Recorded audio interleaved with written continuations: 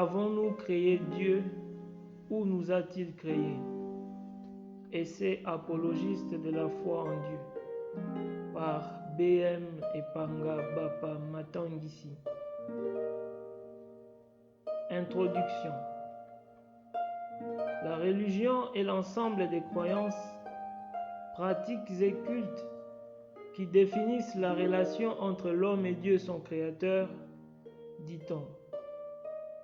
Dans cette définition, il y a deux agents principaux qui peuvent retenir l'attention de prime abord, à savoir Dieu, l'origine et la fin de toutes choses, qui reçoit des appellations diverses et des compréhensions diverses selon les confessions religieuses, et l'homme, la créature consciente et raisonnable.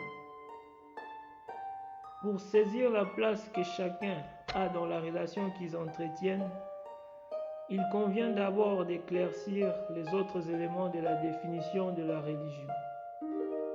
Nous avons dit ensemble des croyances, des pratiques, des cultes.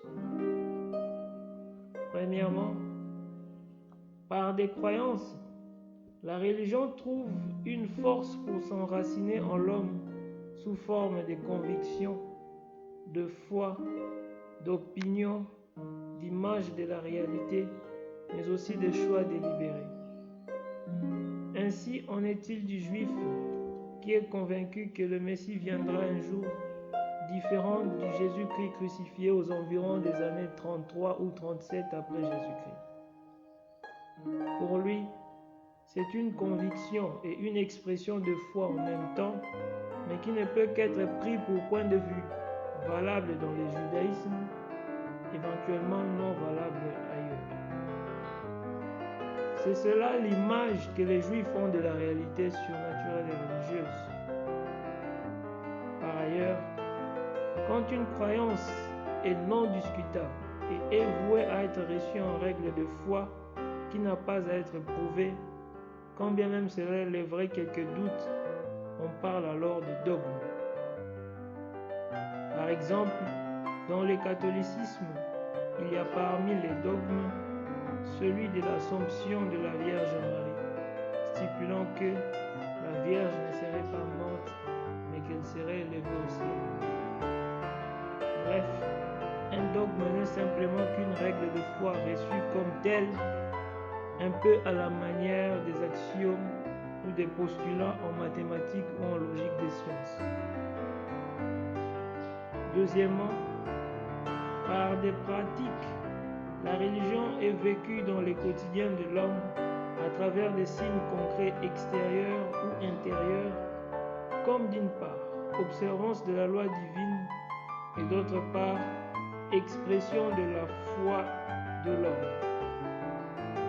Ainsi en est-il du chrétien qui ne doit pas voler, qui doit se garder de l'adultère, par exemple, confère la loi de Moïse, ou du musulman qui doit observer les prescriptions du Ramadan pendant une certaine période de l'année, ou encore du juif qui doit se purifier tout le corps avant de manger, etc. Troisièmement, par des cultes, des rites et des cérémonies, la religion exprime l'hommage que l'homme rend à Dieu et ouvre à celui-ci les dispositions de demander la grâce divine. Ainsi en est-il de la messe du chrétien catholique chaque jour, des assemblées d'action de grâce, des campagnes d'évangélisation par-ci par-là, etc. La relation homme-Dieu étant ainsi définie, il reste maintenant à y préciser le rôle de chacun. Premier point, l'homme créateur des dieux selon Sigmund Freud. Sigmund Freud, médecin psychiatre autrichien, fondateur de la psychanalyse, dans ses études sur les illusions et l'inconscient, pense que l'homme serait le créateur des dieux, contrairement à ce que peut penser un croyant en Dieu. Quelle réplique en faveur de la religion pouvons-nous lancer contre le freudisme? S'agissant bien sûr ici du seul contexte des religions dites judéo-chrétiennes. Serions-nous vraiment des créateurs des dieux ou ces créatures? C'est en tentant de répondre à ces questions que nous présenterons d'abord brièvement l'argument freudien tel que repris par François Catalan, un jésuite psychologue français.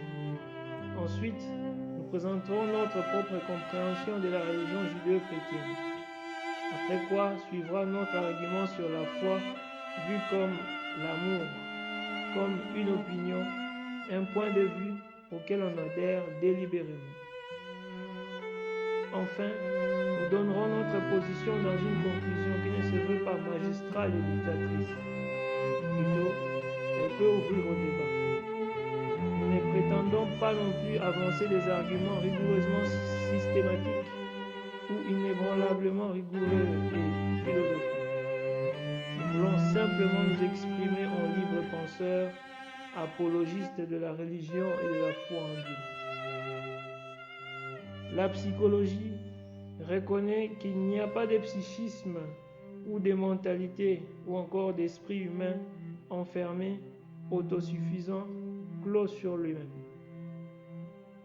L'homme est marqué par un manque, un vide, un ressenti d'inachèvement de par sa nature d'être limité. Il est par là un être limité, avons-nous dit, mais aussi ouvert à l'appel et à la rencontre de ce qui est autre que lui et susceptible de le compléter, de l'achever, de le combler. Voilà pourquoi le désir existe en l'homme. Puisque l'esprit de l'homme n'est pas clos sur lui-même, l'autre ne peut pas y être le sujet du psychisme lui-même. Il est toujours reconnu ici comme véritablement autre. C'est pourquoi on ne désire normalement que ce qui est autre que soi. On désire un bonbon et on n'est pas un bonbon. Quand on en mange suffisamment, on est comblé. On rêve de devenir ingénieur pendant qu'on ne l'est pas.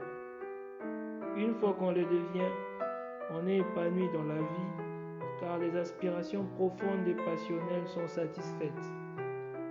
Si on ne le devient pas, on est frustré et aigri. On veut, en quelque sorte, amener ce qui est au départ autre que soi à partager sa propre réalité et à faire un avec soi. Alors, dans cette réalité des manques, au cours de l'existence de l'homme et selon les circonstances, peuvent s'établir de multiples relations selon ce que l'homme désire. On peut avoir des relations avec un objet, une vision, un personnage que l'on veut incarner, une maison, une femme que l'on désire, etc. Freud pense que l'homme, dans les différentes relations qu'il a établies avec l'autre, n'avait jamais rien trouvé qui le comble essentiellement et profondément dans son être, qui lui donne sa plénitude en quelque sorte. Voilà pourquoi, de par sa capacité de s'imaginer inconsciemment, de vivre les illusions, il aurait cherché un autre plus grand pour l'assouvir. Il aurait ainsi créé Dieu inconsciemment. Dieu n'est donc qu'une illusion que renvoie l'inconscient à l'homme. On s'imagine, sans le savoir bien sûr, un Dieu qui fait grâce, qui châtie et pardonne, qui procure le bonheur éternel, etc., face à l'incapacité de l'homme à se dépasser, à trouver un ordre moral dans l'affaire du bien et du mal, à vivre un bonheur éternel, à avoir une vie sans fin. C'est une sorte de fabrication, d'après le freudisme, à partir de l'image du Père humain. Un père est pour un enfant le Tout-Puissant, qui parfois peut décevoir une fois que la glace sera brisée dans l'âge adulte. Quand l'enfant d'antan, une fois à l'âge adulte, commence à découvrir les failles de son père, se désenchante, se désillusionne et veut toujours un père meilleur que ce qu'il a eu. D'où l'image de Dieu le Père, le parfait papa de l'humanité et de tout ce qui est. Par là, la relation avec Dieu telle que conçue dans la religion judéo-chrétienne peut sembler rejoindre la mythologie ou en être une évolution ou une variante. En effet, la foi juive, par exemple, comme la foi chrétienne, a évolué dans un milieu où il y a probablement des influences de peuples forts en mythe. Il faudrait entendre ici mythe comme différentes réponses fabuleuses que l'homme essaye de donner aux questions de la vie, de la nature, des origines du monde et de l'existence même au-delà. Nous pouvons citer des peuples tels que les Assyro-Babyloniens, les Phéniciens, les Égyptiens, les Grecs, les Romains, etc. La foi judéo-chrétienne établit qu'entre l'homme et Dieu, il y a un pont, un intermédiaire, à savoir la Torah, la loi, le Verbe, la parole. Les études d'exégèse ont, quant à elles, trouvé des traces des influences mythologiques des peuples cités tantôt dans les parallèles que l'on fait entre la Bible et les civilisations environnantes de son temps et de son espace. Nous pouvons citer les Numa Elish et l'épopée de Gilgamesh de la Babylonie du temps d'Hammurabi, lequel est situé entre 1792 et 1750 avant Jésus-Christ. Le premier, à savoir les Numa Elish, est un document antique qui rassemble les hauts faits des dirigeants de Babylone. On y trouve aussi des récits fabuleux de la création, du déluge et de la libération des peuples captifs. On établit facilement alors des parallèles entre ces récits et les livres de la Genèse, pour ce qui est de la création du déluge, de l'Exode et même des psaumes de la Bible judéo-chrétienne, pour ce qui est de la libération des peuples captifs. Le second, à savoir l'épopée de Gilgamesh, est l'histoire légendaire d'un tyran d'Uruk, toujours en Babylone. On y trouve des parallèles de l'histoire de la création et du déluge. Enkidu, Utnapishtim et Dilmun en sont respectivement les correspondants d'Adam, de Noé et du Jardin d'Éden. Et ailleurs, beaucoup d'autres parallèles ou influences d'autres civilisations peuvent être mentionnés. Donc, celui qui se trouve épris de l'argument de Freud trouvera en ces influences d'histoire fabuleuse une dimension mythologique de la foi judéo-chrétienne qui peut facilement associer à l'imaginaire collectif des peuples évoluant dans le temps et au jeu de l'inconscient humain. Un prochain travail sera mené dans ce sens au sujet des archétypes et de l'inconscient collectif de Jung, disciple et dissident de Freud. Au vu de toutes ces affirmations et considérations qui peuvent ébranler la foi à certains, on peut se poser les questions suivantes. Est-ce qu'il vaut encore la peine de croire? Le croyant manque-t-il vraiment des raisons de croire? Deuxième point, réhabilitation de la foi en Dieu, cas des religions judéo-chrétiennes. Les mythologies de l'Antiquité ne s'arrêtaient qu'au niveau des croyances. Ceux qui en ont été les protagonistes n'ont fait que s'accrocher à des convictions collectives et à des règles de foi imposées communautairement.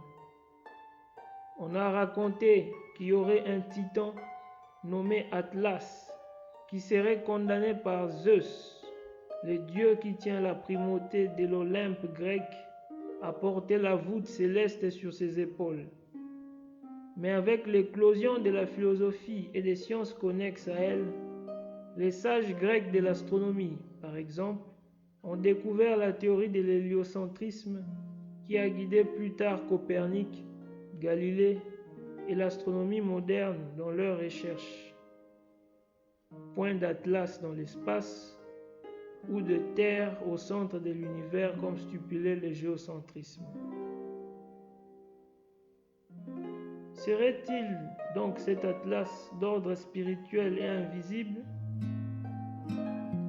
Ils y croiraient, ces protagonistes grecs, devant les grands débats de la vie, à considérer qu'on revienne à leur époque. Qu'il y ait de l'orage avec des éclairs, des tonnerres et des foudres, on craindrait vite la colère de Jupiter chez les Romains. Pourtant, la physique pense autrement sur ces forces de la nature. Que des débats. Quelle est la vérité finalement? La religion judéo-chrétienne est une religion révélée, différente des autres croyances, même si elle n'est pas la seule religion révélée. Pour la plupart des religions, elles sont obtenues à partir de l'effort de l'homme fourni pour trouver des réponses aux questions des origines et de l'immortalité. Abraham n'a pas appelé Yahvé, mais celui-ci l'a appelé, croit-on. C'est donc une révélation, une manifestation venue de la part de Dieu. Moïse n'a pas nommé celui qui dit « Je suis ». Celui-ci plutôt lui a dit comment il s'appelait. Enfin, Jésus, le Fils de Dieu, Dieu incarné dans l'humanité, vrai homme et vrai Dieu pour nous les chrétiens, est ressuscité d'entre les morts et a redonné vie miraculeusement à des foules de son temps et continue, croyons-nous, à redonner vie miraculeusement à des foules de notre temps. Sommes-nous psychologiquement dans les illusions quand nous y croyons? Croyons-nous en une vérité illusoire? Deux choses peuvent nous rassurer d'être dans la voie de la lucidité. Les miracles qui confirment la révélation et les retombées de la foi. Attardons-nous un peu à la clarification de ces 15 miracles, quand bien même nous n'entrerons pas très en détail sur certains points. Les miracles n'ont pas de formule à appliquer pour qu'ils réussissent toujours et coûte que coûte. Ils dépendent de Dieu. Souvenons-nous, il est écrit « Si tu veux, Seigneur, tu le peux ». Matthieu 8, 2. Ensuite, notre foi y joue aussi un rôle prépondérant. Souvenons-nous aussi qu'il est écrit « Ta foi t'a sauvé, va en paix ». Luc 7, 50. Dire que les miracles dépendent de la volonté de Dieu, c'est en quelque sorte rappeler bel et bien que Dieu est évidemment autre que nous, comme dit précédemment. Il est autre que nous, de par sa nature divine, nous étant humains.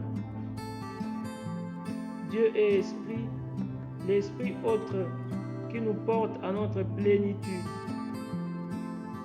En outre, étant autre que nous, Dieu est également personnel. Dieu est une personne ayant une volonté, une pensée. Il est 3 personnes en Dieu, 3 personnes en une nature divine.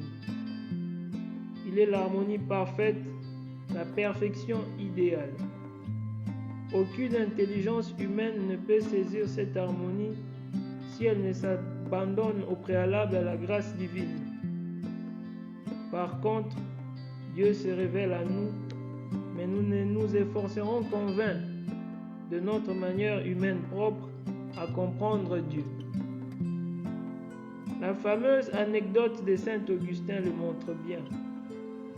C'est comme chercher à déverser toute une rivière dans un petit trou fait dans la terre.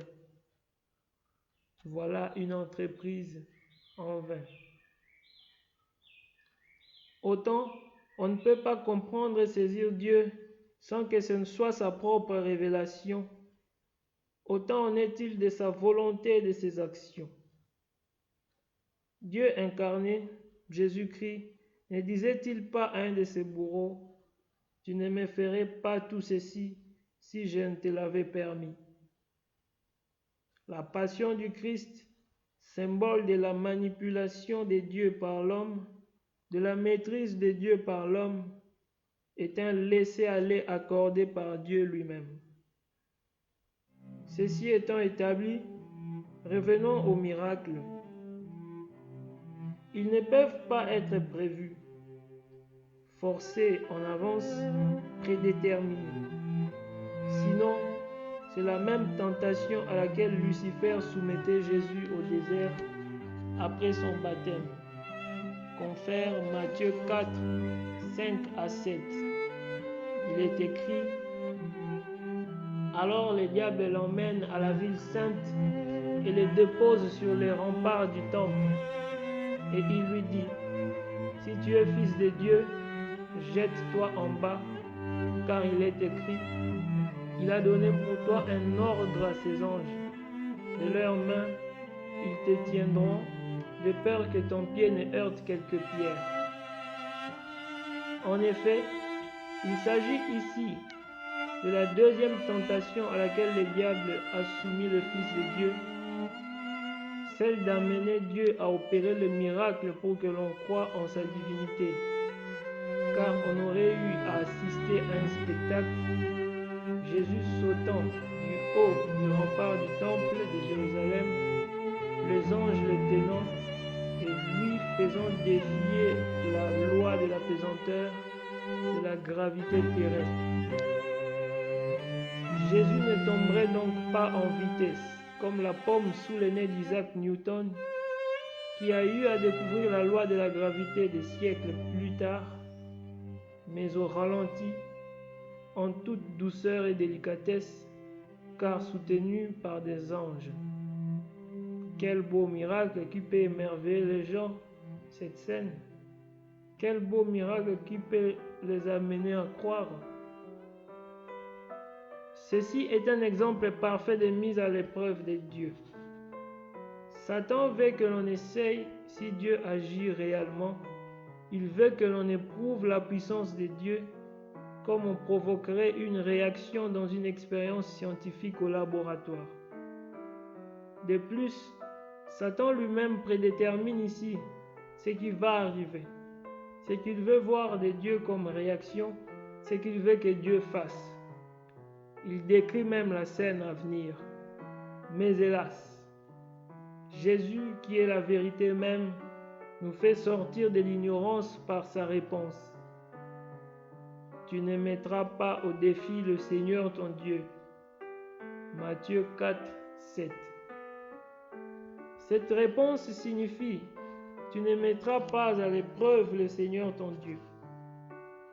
Tu ne tenteras pas ton Dieu. Tu ne prédétermineras pas ce que Dieu a à faire en avance. En effet, Dieu a une volonté, avons-nous dit précédemment. Il a une vision des choses qui n'est pas la nôtre, encore moins celle de Lucifer. La Bible dit: vos pensées ne sont pas mes pensées, parole de Yahvé. Ceci étant opposé, on ne peut pas, en conséquence, imposer à Dieu les miracles à opérer, ni les lieux, ni la date, ni la façon dont cela va se faire. Car agir ainsi, c'est agir en tentateur, autant que le diable. N'est-ce pas que quand on tente, on prédétermine en avance ce dans quoi l'on veut que le tenté tombe? Autrement dit, tenter ou mettre à l'épreuve et prédéterminer dans ce contexte reviennent au même. Par ailleurs, notre foi joue un rôle très capital dans la demande des miracles à Dieu. Avant de dire ce que nous entendons par foi, restons-en d'abord au miracle. Ce qui a été dit précédemment n'exclut pas du tout la situation des miracles vrais et réels. C'est ceci qui constitue un élément majeur qui nous rassure que nous ne sommes pas dans les illusions dans notre foi, à condition que l'on ne soit pas bien sûr des tentateurs de Dieu. Il faut donc que l'on laisse Dieu agir selon sa volonté. Un véritable croyant a ce qu'on nomme par liberté intérieure. Celle-ci dispose à accepter la forme ou l'horizon que peut prendre la volonté de Dieu dans sa vie, c'est-à-dire la volonté de Dieu peut être conforme à ce à quoi on s'attendait ou pas, prenant dans ces derniers cas une autre orientation. La liberté intérieure consiste à accepter les voies de Dieu. Ce qu'il faut savoir au-delà de tout, c'est que Dieu, amour, veut le plus grand bien, le bonheur de l'homme. C'est lui la vérité. Il connaît ce qui est mieux et ce qui convient pour chacun. Si jamais notre prière ou demande de miracle n'est pas advenue comme attendu, il faut pour cela toujours être dans la joie, car Dieu offre en ce moment-là même quelque chose d'autre qui est mieux que ce que l'on demandait avant. Bref, l'attitude à avoir devant les miracles, c'est celle de savoir, premièrement, que notre foi en l'accomplissement des merveilles de Dieu est très capitale, mais aussi que Dieu a une volonté, la meilleure qui soit de toutes les volontés possibles, y compris celle des hommes et celle de Lucifer. Deuxièmement, que cette volonté est indépendante de notre volonté. Partant de là, il faut alors ne pas mettre Dieu à l'épreuve ou prédéterminer ce qu'il a à faire en avance. Sinon, on tente Dieu comme Satan au désert. Troisièmement, que si l'on fait une demande à Dieu, que l'on ait comme attitude, à côté de la foi, la liberté intérieure, celle-là qui dispose à accepter ce que Dieu donne. Car Dieu veut le plus grand bien de l'homme, et ce qu'il veut, c'est la meilleure des choses qui soit pour celui-ci. Il se peut donc que ce que l'on demande soit exaucé ou pas, selon la volonté de Dieu. Toutefois, il faut être dans la joie, quelles que soient les circonstances. Ne dit-on pas que l'homme propose et Dieu dispose?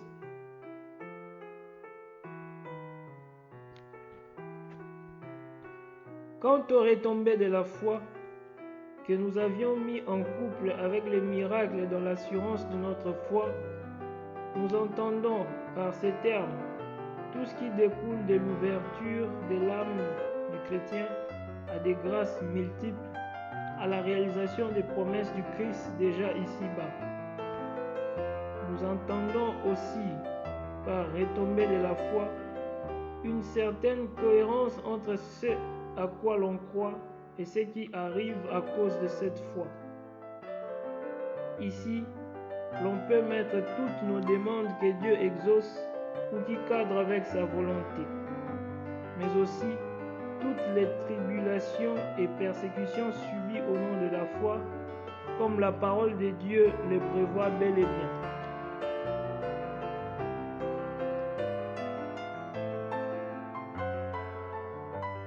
Troisième point, considération finale. Que l'on ait la foi ou pas, toute expérience spirituelle, puisqu'elle introduit l'esprit humain dans les champs ou les domaines de l'esprit de Dieu, n'épargne pas le psychisme, la mentalité de l'homme. À l'état actuel de nos connaissances sur l'esprit, celui-ci est reconnu comme étant indissociable. Et le psychisme est une de ses composantes avec qui parfois ils sont confondus. Ils sont justement confondus, psychisme et esprit, parce que l'esprit est indissociable, avons-nous dit. Ceci est une vérité admise a priori dans la psychologie, à s'en tenir à la pensée de Louis Bernard, un psychanalyste jésuite contemporain. Le psychisme est l'ensemble des activités mentales de l'esprit. Il peut cependant être observable à travers les comportements humains. D'une part, l'expérience de Dieu, qui est esprit, se fait essentiellement d'abord en esprit, y compris le psychisme, l'esprit étant indissociable, et ensuite en chair et en os, que l'on peut voir à travers les comportements, les mouvements, les attitudes, les postures. D'autre part, une personne prise par les illusions prend les erreurs de son esprit pour la réalité. Dans les deux cas, tout est essentiellement de l'ordre spirituel. Il s'agisse d'une expérience authentique spirituelle de Dieu ou des illusions de l'esprit. Le faux jugement que peut porter un psychanalyste athée sur un chrétien, c'est de prendre pour illusion une expérience authentique de Dieu, alors que l'avons dit, la révélation ne cesse de se confirmer par les miracles, et l'état dans lequel se trouve une personne croyante la laisse déjà voir la réalisation des promesses de Dieu. Au contraire, les illusions n'ont jamais rien de vrai, n'ont jamais rien qui rassure, n'ont jamais rien qui les confirme. La foi, pour éviter tout déraillement, mérite, à notre avis, d'être considérée comme l'amour, le choix libre que l'on fait d'admettre pour réel et vrai une prétention à la vérité, quand bien même la vérité de cette prétention pourrait éveiller quelques doutes justifiables. Par amour, on entend le don de soi à l'appel que la beauté du bien-aimé adresse. Le bien-aimé, c'est bel et bien Dieu et sa parole de salut, transmise par l'évangile de notre Sauveur Jésus-Christ. Ne sommes-nous pas étonnés de constater qu'en parallèle, le message de Jésus se résume aussi en l'amour? N'est-ce pas sage de prendre la foi sous l'angle du même amour, jusqu'à dire que croire en Dieu et aimer Dieu reviennent au même? Quant au doute qui peut surgir parmi les croyants, si pour les Juifs Jésus n'est pas le Messie de Dieu et qu'il justifie bel et bien cela, rien ne changera pour les chrétiens qui croient totalement le contraire. Chacun dans sa foi voit les miracles de Dieu et vit les retombées de sa foi. C'est ce qui rassure de ne pas être dans les illusions, avons-nous dit. Par ailleurs, la révélation ne vient pas s'imposer parmi les hommes. Elle éclaire celui qui librement l'accepte et l'aime, ou autrement dit, celui qui librement croit en elle. La foi, que nous comprenons comme amour, choix libre d'une vérité religieuse, quand bien même celle-ci éveillerait quelques doutes. À cause de la liberté de l'homme, tout homme ne fait pas le même choix, reste du dehors une prise de position, un choix, une opinion dans les grands débats de la vie. Elle est cependant de l'intérieur une ouverture à la vérité, au don des dieux, à la vie que l'homme reçoit de l'auteur de la vie. Qui croit voit en Dieu le créateur de l'homme, mais l'incrédule voit en l'homme croyant le créateur des dieux. Conclusion. Au cours de cette réflexion, il a été question de présenter l'argument freudien selon lequel l'homme serait le créateur des dieux. N'ayant pas trouvé quelque chose qui le comble, l'homme se serait imaginé inconsciemment Dieu pour prétendre dépasser ses propres limites. Par ailleurs, puisque les livres sacrés de la foi judéo-chrétienne ont des influences fabuleuses et mythologiques des civilisations antiques environnant le peuple juif, on peut facilement voir en celle-ci une dimension mythologique. Pour démentir et essayer de contrebalancer cet argument, nous avons essayé de nous appuyer sur les miracles et les retombées de la foi dont fait preuve le christianisme en tant que religion révélée. En conclusion, nous disons que la foi, devant cette confusion, ces grands débats de la vie, devant la question de l'immortalité de l'âme et des origines des choses, et cette prise de position de manière délibérée, qui pourtant ouvre à la lumière, la foi et l'amour. Être appelé à la foi, c'est être appelé à aimer Dieu. Et cette foi nous fait dire d'expérience que c'est Dieu qui nous a créés.